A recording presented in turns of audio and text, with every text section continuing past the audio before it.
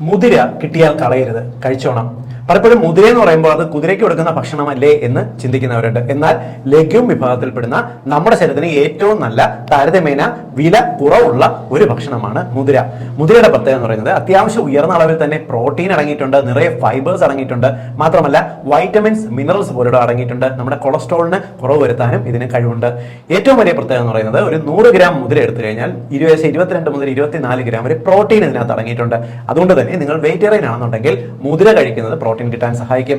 രണ്ടാമത്തത് അത്യാവശ്യം ഉയർന്ന അളവിൽ അയൺ അടങ്ങിയിട്ടുണ്ട്, വൈറ്റമിൻ സി അടങ്ങിയിട്ടുണ്ട്. വിളർച്ചയുള്ളവർക്ക്, അമിതമായിട്ട് ക്ഷീണമുള്ളവർക്ക്, ഇമ്മ്യൂണിറ്റി വളരെയധികം കുറവുള്ളവർക്ക്, രോഗപ്രതിരോധ ശേഷി വർദ്ധിപ്പിക്കുന്നതിന് മുതിര കഴിച്ചാൽ നല്ലതാണ്. മൂന്നാമത്തത് ഇത് രക്തത്തിലുള്ള ചീത്ത കൊളസ്ട്രോളിനെ കുറച്ച് ഗുഡ് കൊളസ്ട്രോളിനെ വർദ്ധിപ്പിക്കാനായിട്ട് സഹായിക്കും, HDL വർദ്ധിപ്പിക്കാനായിട്ട് സഹായിക്കും. അടുത്തത് ഇത് നല്ലൊരു ആന്റി ഇൻഫ്ലമേറ്ററി ഭക്ഷണം, അതായത് നമ്മുടെ ശരീരത്തിനകത്ത് ഉണ്ടാകുന്ന നീർക്കെട്ട്, ശരീരത്തിലുണ്ടാകുന്ന ബോഡി പെയിൻസ് ഇതെല്ലാം കുറയ്ക്കാൻ സഹായിക്കും. കാരണം ഇതിനകത്തുള്ള പോളിഫിനോൾസും ഫ്ലാവനോയിഡ്സും പോലുള്ള ആന്റി ഓക്സിഡൻസ് ആണ് ഇതിന്റെ പുറകിൽ പ്രവർത്തിക്കുന്നത്. പലപ്പോഴും മുതിര കഴിക്കാൻ പറയുന്ന സമയത്ത് വറുത്ത റോസ്റ്റ് ചെയ്തിട്ടുള്ള മുതിര കഴിക്കുന്നവരുണ്ട്. പാടില്ല. മുതിര കഴിക്കുന്നത് പുഴുങ്ങി കഴിക്കുന്നതാണ് ഏറ്റവും ആരോഗ്യത്തിന് ഉത്തമം.